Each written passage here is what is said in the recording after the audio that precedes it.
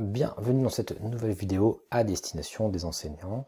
Et dans cette vidéo, je voulais revenir sur la question du format GIFT et notamment étudier avec toi un petit peu comment est-ce qu'on crée des questions, par exemple à choix multiples et à choix unique. Alors j'ai ici dans ma banque de questions, donc différentes questions que j'ai intégrées via un format GIFT. Je t'invite à regarder la vidéo précédente si ce n'est pas déjà fait.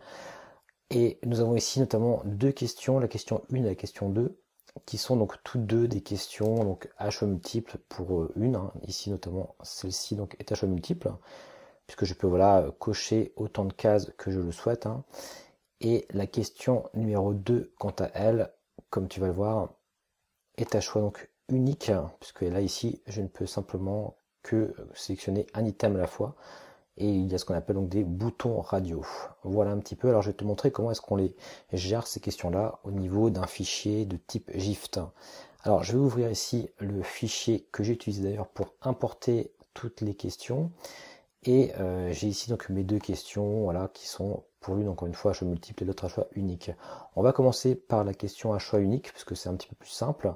Donc l'idée en fait est de créer donc la question donc de cette manière. Donc on reprend un petit peu ici donc la nomenclature habituelle, donc 2 fois 2 points. Ensuite le nom de la question ici, qui se termine par encore une fois 2 fois 2 points, et ensuite ici bien la question en fait en tant que telle. Donc ici sur Google Cloud je peux inscrire au maximum 2 points, et là on va donc on va noter donc les différentes réponses possibles.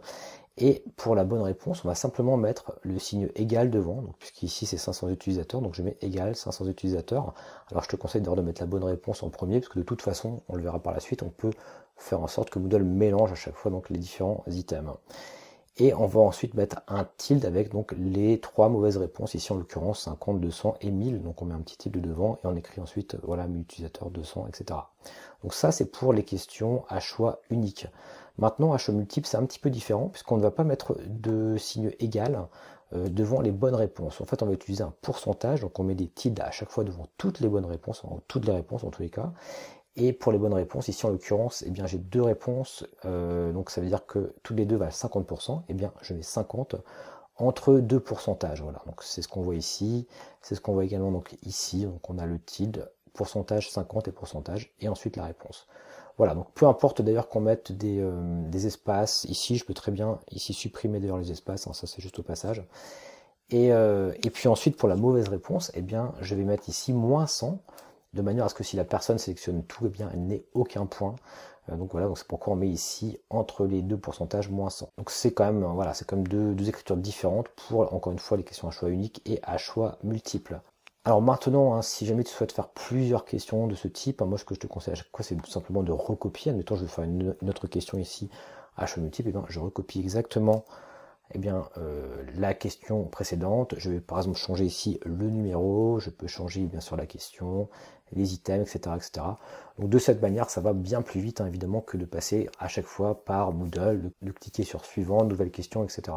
Voilà, c'est ce que je te conseille vraiment de faire si tu mets en place ce type de questions.